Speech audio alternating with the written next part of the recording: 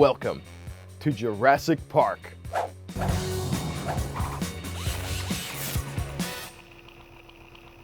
Now, I don't know if anyone asked for this, but we're gonna make it anyway because it's the right thing to do. What I'm talking about is a mosquito trapped in amber. And if you remember Jurassic Park, this is how they were able to extract dinosaur DNA, by drilling down into the amber and taking a blood sample from the mosquito. John Hammond had a piece of it on top of his cane, and it's always been something that I've wanted to make. This presents an interesting challenge as a prop because now we've got a bug that we need to encase in a solid mass. And the way we thought of doing this was by making a silicone mold and filling it with tinted resin, trapping a bug inside. Now, if you've never made a mold before, that's okay because we're going to show you how to do it step by step. Now, the idea of mold making is that you want to create an empty cavity in the shape of what you'd like your final part to come out being. So, for instance, if we want to create a resin egg shape, well, we're going to start with a smooth rock egg and then create a silicone mold around it. I've also got a piece of PVC pipe here, and we can set the egg right on top of it, and then that'll give us a little pouring channel when we flip it over and fill it with resin later.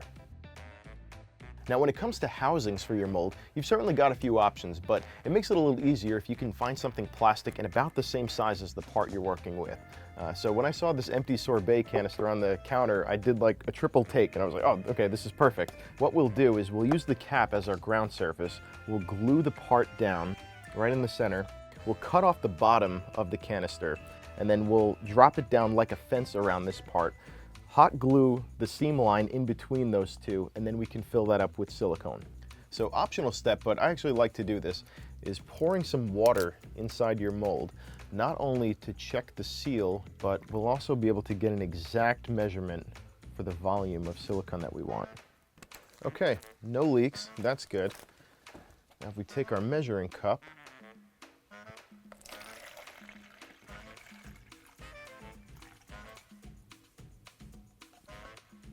all right, looks like we're just over 12 ounces. So now we know exactly how much silicone to mix up, and that's kind of nice because silicone's a lot more expensive than water. And if your science teacher finds out that you did it like this, they're gonna be like, damn. So I chose a 1-to-1 silicone rubber mix from Smooth On with a pretty low durometer, so that means like we'll get a squishier mold, and that should be easier to extract the part later. And also I got a kicker with a slower cure time, so that'll give us a little bit extra time in the pot while we mix it, and that's kind of nice, especially if we're new at doing this. Now we know we want our final mix to be 12 ounces, so I will pour out 6 ounces of each. And we'll stir them individually first. Okay, both parts are thoroughly mixed. Now we can combine them. You want to take care to scrape as much as you possibly can. So the way I'm stirring this is really getting way down to the bottom, scraping the sides, and making sure that we're combined for a nice even color. And just by the nature of you stirring this, you're going to be introducing some air bubbles, and those should all rise to the surface on their own. But you certainly don't want to approach this like you were scrambling an egg. Just good, deliberate stirring. All right, that looks sufficiently mixed to me. Now pick out a spot to aim for. I'm just going to pour this down in one continuous line until we fill up our mold.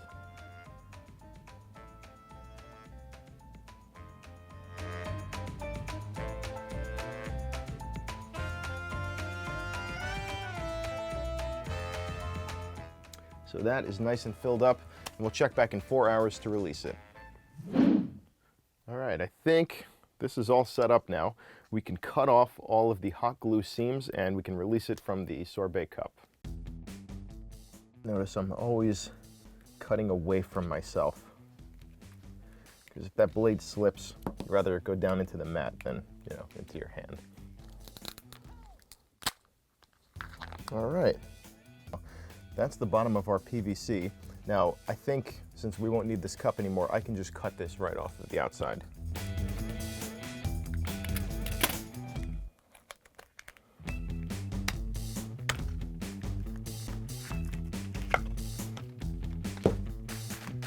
There we go.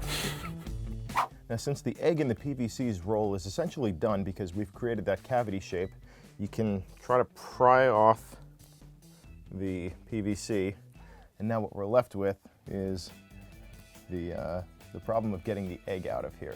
Now there's a couple things you can do. One is cutting away all of the excess silicone so we can really get a good squeeze on it. We're cutting away as much of the silicone as we can without cutting into the inside of the mold. If you do that by accident, it'll be okay, but you will end up with seams when you go to do the resin in the next step. We'll also drop some soapy water down in through the hole onto the egg, and that should help us move it around and loosen it up.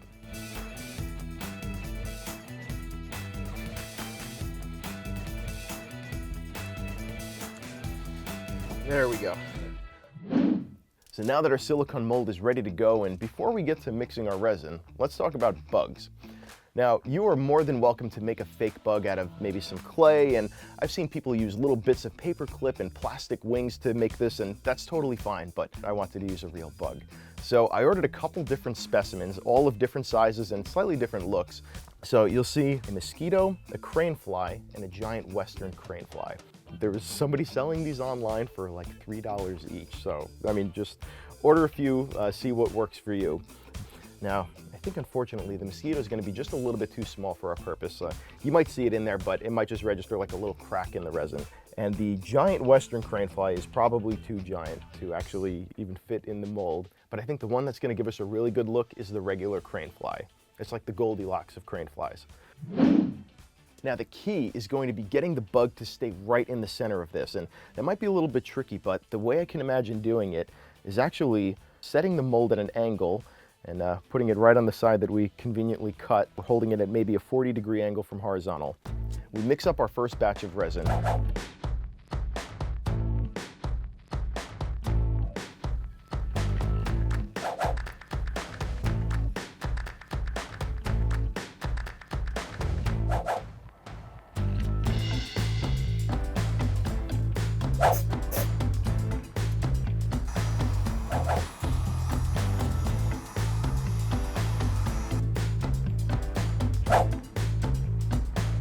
When the surface starts to get tacky enough to support the crane fly, we can use tweezers, lay the bug down where we want it.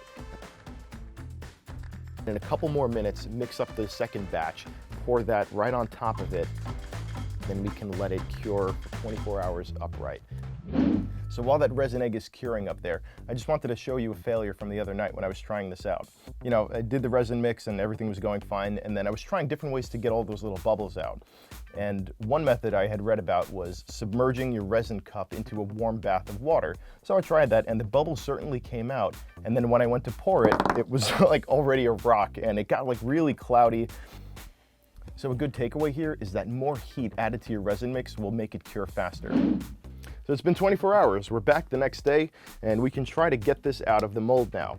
I've got my soapy water again, and that'll help a little bit, but I expect this one to actually be a little bit harder than getting the egg and the PVC out.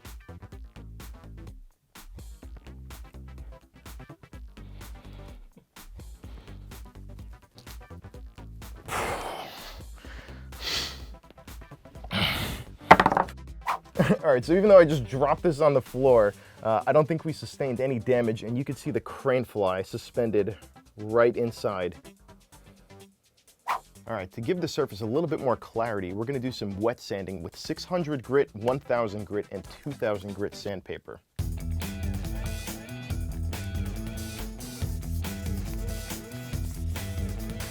In between all of these sandings, we're just gonna clean it off with a little bit of rubbing alcohol.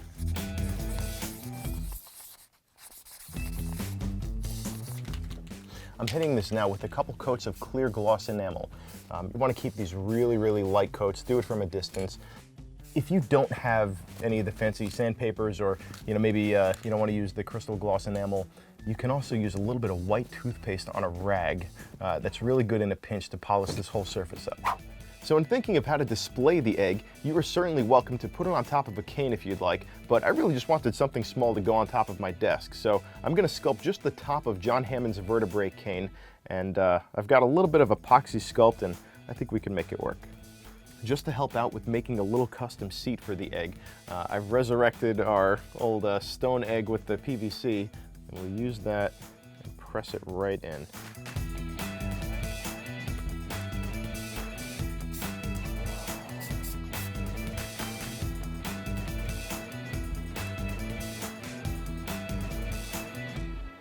So that is our mosquito trapped in amber. I really hope you try this, or maybe some other mold, because silicone mold making is a great skill to have at your disposal. If you've got any suggestions of what we should make next time, send an email to DIYPropShop@break.com or leave us a comment below. And as always, we'd love to see your builds as well. So thank you for watching. I'm Vinny, and I'll see you back here next time.